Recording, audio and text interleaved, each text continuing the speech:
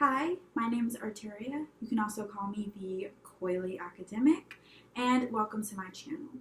So just a brief background about me real quick. I had a YouTube channel before. I have been inactive for quite some time, but there are a couple of videos from my old channel name still lingering about on this channel. But I have since graduated from undergrad and I am a current PhD student studying industrial organizational psychology. In the long run, I'm interested in becoming a professor or researcher at a large research institution. I'm really interested in giving back to my community and researching topics that give back to the Black community in some way. I'm really interested in advocacy as well as mentorship for Black girls who are interested in pursuing a career in STEM. I'm also very passionate about natural hair and just lifestyle in general. And I want this channel to document my journey as well as my interests. And I thought that we could start off with some tips and tricks for individuals interested in pursuing a doctorate or master's degree.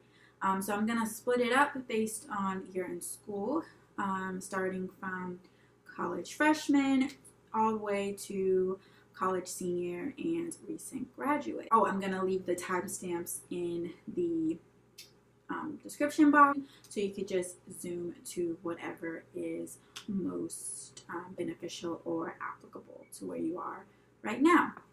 So let's start off with college freshman. So your freshman year of college, you're really diving into figuring out what is interesting to you and what is of value to you. A lot of people don't know if they want to go to grad school when they're 18, 19 years old during their freshman year, and that is perfectly fine. That's okay. Really just, again, focus on your core classes during this time. Make sure that you have a good GPA all around, especially if you are certain that this is the major you're going to stick with and you start taking major relevant courses. You really want to make sure that your major GPA is really high.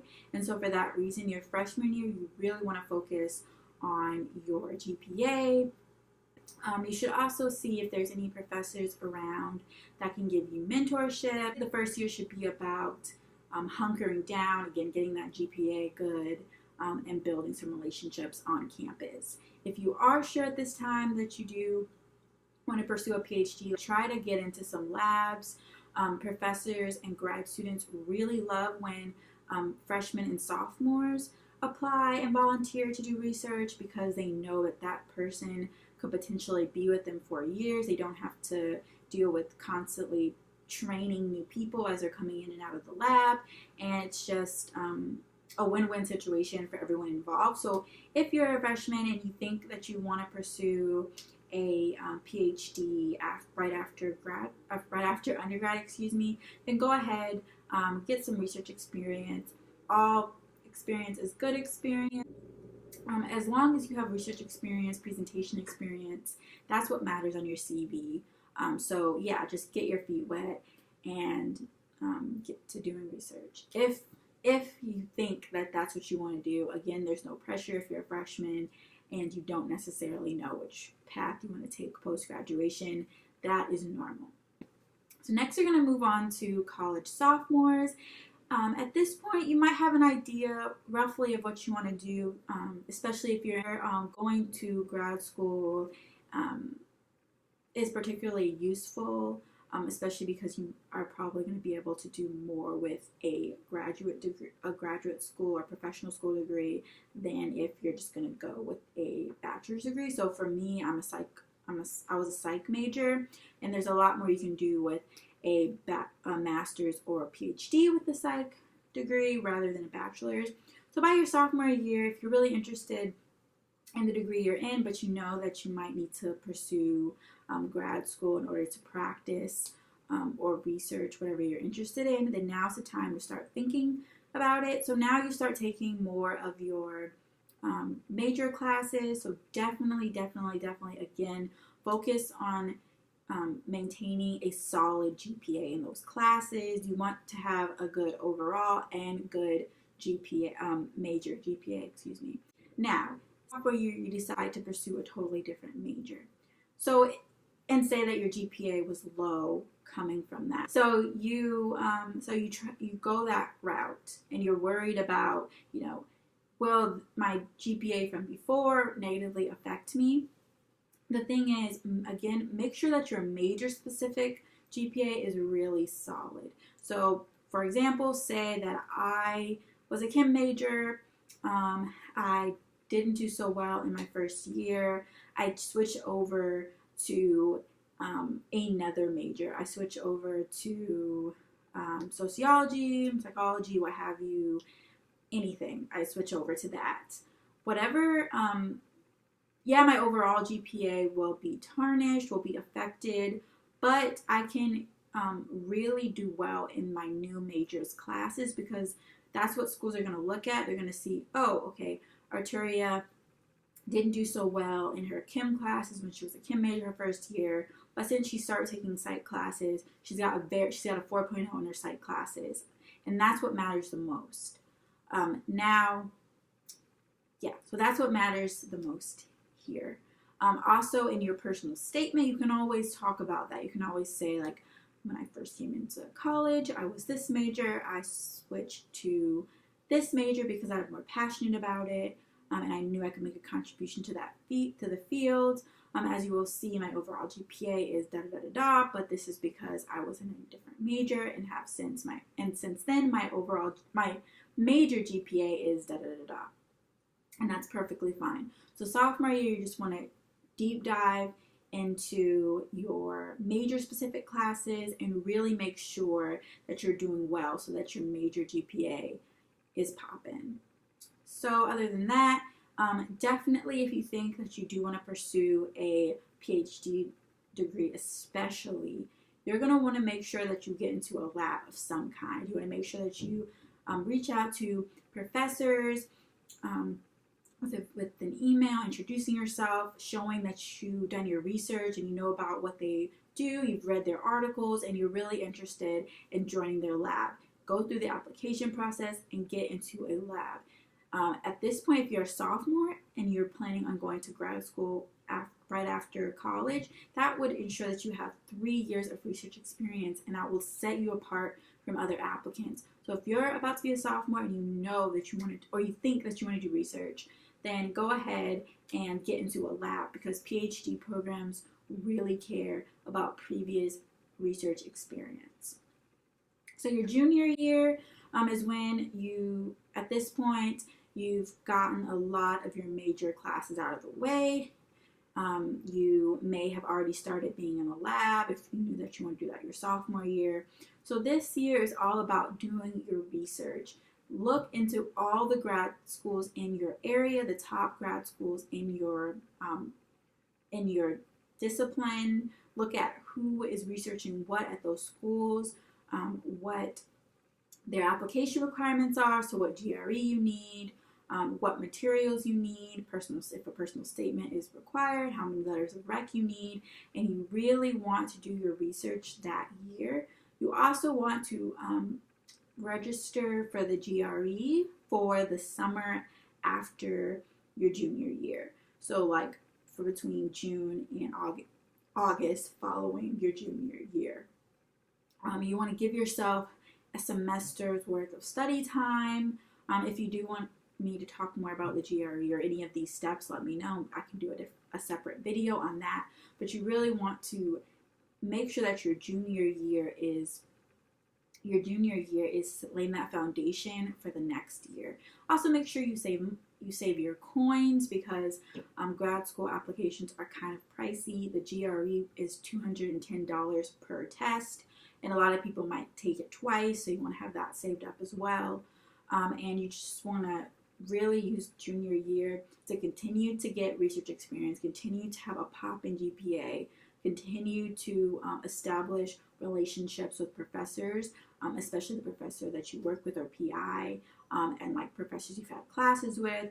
Make sure you have 3 professors that you can ask for recommendations for, So again, this year is all about prep.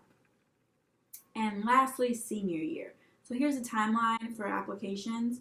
So again, so that summer you want to take the GRE the first time, because if you don't like it that first time, you have ample enough time to take it again in the early fall. So like September, October.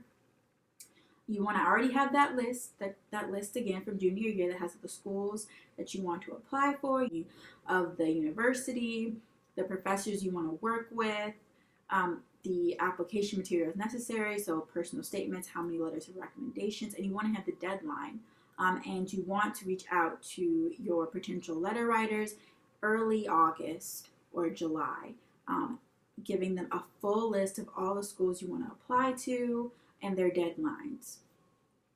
You want to work on your personal statement starting in August, July, just so you can have graduate students, professors, other professionals look at them and tweak them as necessary. If you want a video on personal statements, let me know and I can give you my tips and tricks for that as well.